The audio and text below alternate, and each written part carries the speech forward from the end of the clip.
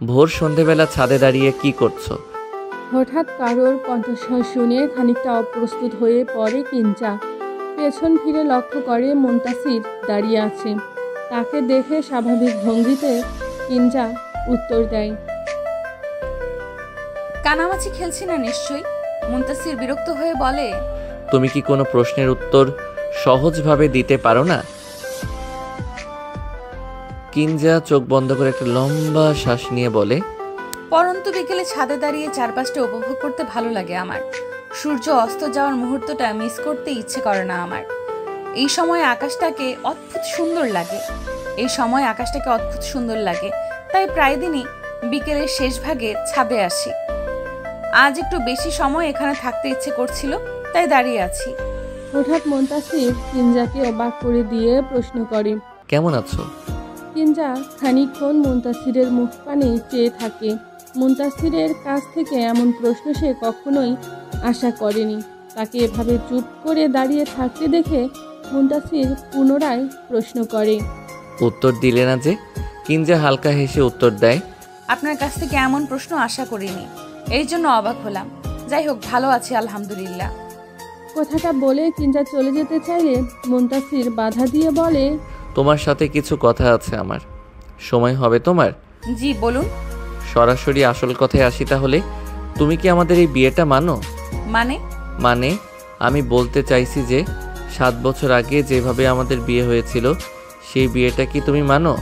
কিঞ্জা হৃদয় কুঁচকে প্রশ্ন করে। হঠাৎ এমন প্রশ্ন করছেন কেন? প্রশ্নের পিঠে প্রশ্ন না করে উত্তর দাও। যদি বলি হ্যাঁ আমি এই বিয়েটা মানি, তাহলে? কিঞ্জার কাছ থেকে এমন উত্তর হয়তো মুনতাসির আশা করেনি। তাই কিছুটা অপ্রস্তুত হয়ে সে বলে ওঠে, যে বিয়েতে আমাদের মতামত নেওয়া হয়নি, যে সময়টাতে তুমি বাচ্চা ছিলে, যে বিয়েটাকে এক কথায় বাল্যবিবাহ বলা হয়, তুই সেই বিয়েটা মানো? সবচেয়ে বড় কথা হলো যে ছেলেটার সাথে তোমার বিয়ে হয়েছে সে তোমাকে পছন্দই করে না, তার সাথে তুমি সারা জীবন থাকতে চাও।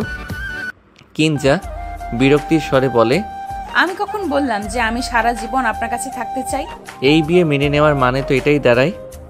আপনি অনেকটা পথ জার্নি করে ফিরেছেন, আপনার এখন বিশ্রামের প্রয়োজন। এইসব নিয়ে কথা বলার জন্য অনেক সময় আছে আমাদের কাছে, তাই এখন এইসব কথা থাক, আমার কাজ আছে, আমি আসছি। কথাটা বলে কিঞ্জা চলে যায়। মুনতাসির কিঞ্জাকে আর কিছু বলার চেষ্টা করে না, সে নিজেও নিচে চলে যায়। রাতের বেলা খাওয়া দাওয়া শেষ করে সবাই মিলে মুনতাসিরের ঘরে চলে যায় আড্ডা দিতে। সারা কিঞ্জাকেও টেনে নিয়ে এসেছে। আড্ডার মাঝখানে মুনতাসির একটা লাগেজ খুলে বসে। সারা খুশি মনে জিজ্ঞেস করে, এখানে সবার জন্য উপহার আছে তাই না ভাইয়া? হ্যাঁ। মুনতাসির একটা বক্স বের করে মায়ের হাতে দিয়ে বলে, এটা তোমার জন্য আম্মু। কি আছে এটাতে? নিজেই খুলে দেখো। মিসেস রুবি হাওলাদার বক্সটা খুলে দেখে সেখানে স্বর্ণের একজোড়া কানের দুল আছে। মুনতাসির মায়ের দিকে তাকিয়ে বলে, তুমি ঝুমকা অনেক পছন্দ করো তাই নিয়ে এসেছি এটা। তোমার পছন্দ হয়েছে? মিসেস রুবি হাওলাদার হাসি মুখে বলেন, খুব পছন্দ হয়েছে বাবা। কথাটা বলে ছেলের কপালে চুমু এঁকে দেন তিনি। এরপর মুনতাসির বাবার কাছে এগিয়ে যায়, তার হাতে একটা বক্স এগিয়ে দিয়ে বলে, খোলো। মিজানুর রহমান বক্সটা খুলে দেখেন সেখানে বেশ দামি একটা পারফিউম রাখা। পারফিউম কালেকশন করা তার এক প্রকার শখ বলা যায়। এই পারফিউমটা বেশ কিছুদিন যাবৎ তার উইশ লিস্টে ছিল। মুনতাসির বাবার দিকে তাকিয়ে জিজ্ঞেস করে, এটা তোমার উইশ লিস্টে ছিল না, তাই নিয়ে এসেছি তোমার জন্য। মিজানুর রহমান খুশি হয়ে ছেলেকে জড়িয়ে ধরে বলেন, আমার ছেলে সব দিক নজর থাকে, এমন ছেলে পাওয়া ভাগ্যের বিষয়। এমন বিশাল কিছু করে ফেলিনি বাবা। বাবা মায়ের পছন্দের দিকে নজর রাখা ছেলে মেয়েদের দায়িত্ব। আমি শুধু সেই দায়িত্ব পালন করছি। তোমাদের হাসি মুখ দেখার জন্য এইটুকু তো আমি করতেই পারি। এক এক করে সবার হাতে তাদের উপহার তুলে দেয় মুনতাসির। ছাড়া তো নতুন মোবাইল পেয়ে ভীষণ খুশি, কিন্তু সবাইকে উপহার দিলেও কিঞ্জাকে কিছু না দেওয়ায় মিসেস রুবি হাওলাদার মুনতাসিরকে জিজ্ঞেস করেন, সবাইকেই তো উপহার দিলে, কিন্তু আমাদের কিঞ্জার উপহার কোথায়? মুনতাসির কিঞ্জা থেকে তাকিয়ে উত্তর দেয়। ওর উপহারও আছে মা, ঠিক সময় ওর কাছে সেটা পৌঁছে দিব আমি। ছেলের এমন উত্তরে রুবি হাওলাদার খুশি হন, এটা ভেবে যে হয়তো তার ছেলে তার বৌমার জন্য বিশেষ কোনো উপহার এনেছে যা সবার সামনে দিতে চাইছে না। তাই আর কথা বাড়ান না তিনি। আচ্ছা, অনেক ধকল গেছে তোর উপর, এবার একটু বিশ্রাম নে। সম্ভব হলে এখনই ঘুমিয়ে যা, আমরা আসি এখন। কথাটা বলে সবাইকে নিয়ে ঘর থেকে বেরিয়ে যান তিনি। কিঞ্জা নিজের ঘরে এসে দরজা আটকে দিয়ে বিছানায় গিয়ে বসে। কেন যেন তার একদমই ভালো লাগছে না, কেমন যেন দম বন্ধ হয়ে আসছে, অস্থির লাগছে ভীষণ। অনেকেই অকারণেই কাঁদছে ইচ্ছা করছে। আজ বাবা মায়ের কথাও মনে পড়ছে তার। তোমাদের কথা কেন মনে পড়ছে আমার? আমি তো তোমাদের মনে করতে চাই না বাবা মা। তোমরা বেঁচে আছো ঠিকই, কিন্তু আমার কাছে তোমরা মৃত। যে বাবা মা সন্তানের কথা না ভেবে কেবল নিজের কথা ভাবে, নিজেদের স্বার্থের কথা ভেবে সন্তানকে বানের জলে ভাসিয়ে দেয়, সেই বাবা মা আদৌ বাবা মা হওয়ার যোগ্য?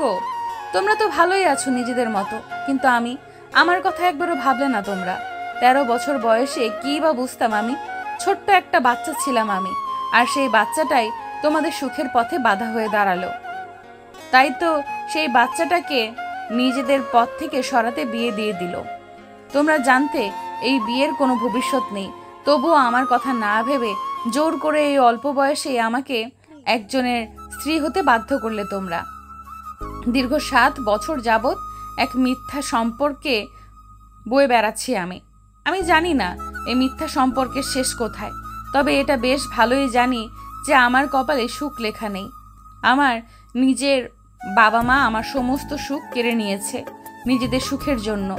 আনমনে কথাগুলো বলতে বলতে ফুপিয়ে কেঁদে উঠে কিঞ্জা। তার বুকের ভেতর অসহনীয় যন্ত্রণা হচ্ছে। প্রায়ই এমন হয়, মাঝে মধ্যে তো ঘুমের মাঝেও কান্না করে সে। এত বছর কাঁদতে কাঁদতে ক্লান্ত হয়ে গিয়েছে কিঞ্জা, তবুও কান্নারা তাকে ছাড়তে নারাজ। রোজ রাতে এই কান্নাই যেন তার একমাত্র সঙ্গী। হঠাৎ দরজায় কড়া নাড়ে কেউ। কিঞ্জা চোখের পানি মুছে নিয়ে স্বাভাবিক গলায় চেষ্টা করে, অতঃপর দীর্ঘশ্বাস ছেড়ে দরজা খুলে দেয়। দরজার ওপাশে মুনতাসিরকে দাঁড়িয়ে থাকতে দেখে কিঞ্জা জিজ্ঞেস করে, আপনি এখন এখানে কি করছেন? কেন? এখানে আসা বারণ আমার? আপনারই তো বাড়ি, আপনার যখন যেখানে ইচ্ছা সেখানেই যেতে পারেন, কিন্তু এত রাতে আমার ঘরে কেন? তোমাকে তোমার উপহার দিতে এসেছি। কথাটা বলে কিঞ্জার দিকে মুনতাসির একটা বক্স এগিয়ে দেয়। কিঞ্জা সেটা না নিয়ে বলে, কি আছে এটাতে? নিজেই খুলে দেখো। কিঞ্জা বক্সটা হাতে নিয়ে খুলে দেখে সেখানে একটা ঘড়ি রাখা আছে। ঘড়িটা দেখে কিঞ্জা প্রশ্নসূচক দৃষ্টিতে মুনতাসিরের দিকে তাকালে সে হাসি মুখে উত্তর দেয়, এটা তোমার জন্য। ঘড়ি কেন? সময় দেখার জন্য। সেটা তো আমিও জানি। এই ঘড়িটা ভবিষ্যতে তোমার কাজে লাগবে, যত্ন করে রেখে দাও কেমন? মুনতাসিরের বলা শেষ কথাটা কিঞ্জার কাছে রহস্যজনক মনে হলেও সেদিকে পাত্তা না দিয়েই ঘড়িটা পুনরায় বক্সে রেখে দেয়। মুনতাসির শুভরাত্রি বলে চলে যায়। কিঞ্জাও আর কিছু না ভেবে দরজা লাগিয়ে বিছানায় গিয়ে শুয়ে পড়ে। কান্নাকাটির ফলে তার মাথা ব্যথা করছে, এখন ঘুমের প্রয়োজন। শীতের সকাল। কিঞ্জা ভোরবেলা ঘুম থেকে উঠে পড়েছে। উঠে কিছুক্ষণ বসে থেকে ফ্রেশ হয়ে একেবারে অজু করে বের হয় সে। ততক্ষণে ফজরের আজান দিয়ে দিয়েছে। সালাত আদায় শেষে কিঞ্জা মনস্থির করে বাইরে যাওয়ার জন্য। বাইরে এখনো বেশ অন্ধকার। এই সময়েই গায়ে একটা চাদর মুড়ি দিয়ে ঘর থেকে বের হয় কিঞ্জা। বাইরে বেরিয়ে বাতাসের মিষ্টি ঘ্রাণ নিতেই তার ঠোঁটের কোণে হাসি দেখা মেলে। রাতে কান্নাকাটির পর ঘুমিয়ে এখন মনটা ফুরফুরে লাগছে। এই বাড়িতে একটা ছোট্ট সুন্দর বাগান আছে। প্রায় দিনই সকালে বাগানে এসে দাঁড়ায় কিঞ্জা। বাড়ির ছাদ, বাগান এইসবই তার প্রিয় জায়গা। কিঞ্জার কাছে কেন যেন আপন আপন লাগে এই জায়গাগুলো। বাড়ির সবাই এখনো ঘুম। মুনতাসিরদের বাড়িতে কেবল 4 জন থাকে। আগে অবশ্য কিঞ্জা আর তার খালুজান খালামণি থাকতো, এখন এসে যোগ হয়েছে মুনতাসির। এতদিন তিনজনের সংসার ছিল। পাশেই মুনতাসিরের ছোট্ট চাচার বাড়ি। সেখানে তার চাচা, চাচি, চাচাতো বোন ছাড়া আর সারার বড় ভাই ফারহান থাকে। ফারহান অবশ্য সেখানে নেই, এখন পড়াশোনার সুবাদে খুলনায় থাকে। দুদিন যাবৎ বাগানের গাছগুলোতে পানি দেওয়া হয়নি। এই গাছগুলোর খেয়াল কিঞ্জা নিজেই রাখে, কিন্তু ব্যস্ততায় দুদিন বাগানে তেমন আসা হয়নি তার। তাই কিঞ্জা আপন মনে বাগানের গাছগুলোতে পানি দিচ্ছিল। এমন সময় পেছন থেকে মুনতাসির বলে ওঠে,